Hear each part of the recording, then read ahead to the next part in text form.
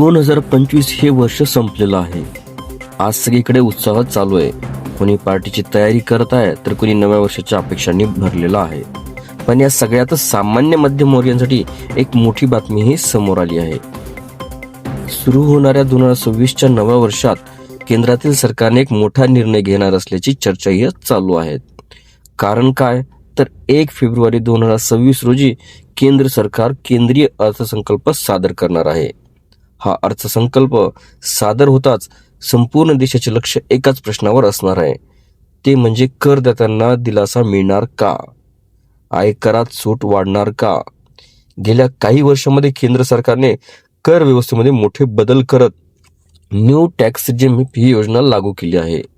आयकर विभागाच्या अधिकृत माहितीनुसार आर्थिक वर्ष 2024 ते 25 मध्ये तब्बल 72% करदात्यांनी नवीन कर प्रणालीही स्वीकारली आहे. त्याला कारणही तसं आहे की कमी कर दर, कमी कागदपत्रे आणि सोपी प्रक्रिया यामुळे नव्या कर प्रणालीला मोठी पसंती मिळत आहे.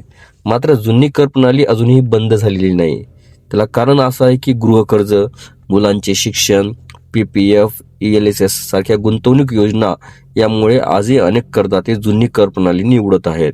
पण आता सर्वात मोठा मुद्दा कोणता तो म्हणजे आयकर कलम 80C.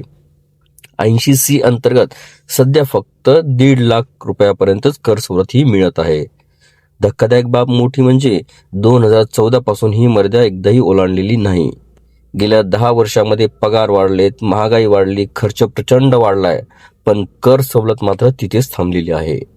त्यामुळे आता तज्ज्ञांकडून 80C मर्यादा किमान 3 लाख रुपये करण्याची जोरदार मागणी होत आहे.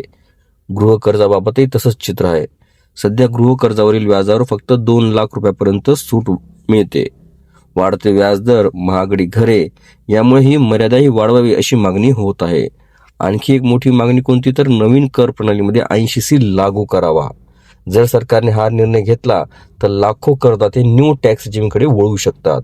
त्यामुळे आता संपूर्ण देशाचं लक्ष आहे की केंद्रीय अर्थसंकल्प 2026 80C मर्यादा वाढणार का? मध्यम वर्गाला दिलासा मिळणार का? तुमचं मत काय? ते 80C 3 लाख करायला हवी का? कमेंट्समध्ये नक्की सांगा. तसंच व्हिडिओला आवडला असेल तर व्हिडिओला लाईक करा, मध्यमवर्गीय मित्रांना शेअर करा आणि अशाच अपडेट्ससाठी चॅनलला सबस्क्राईब करायला विसरू नका.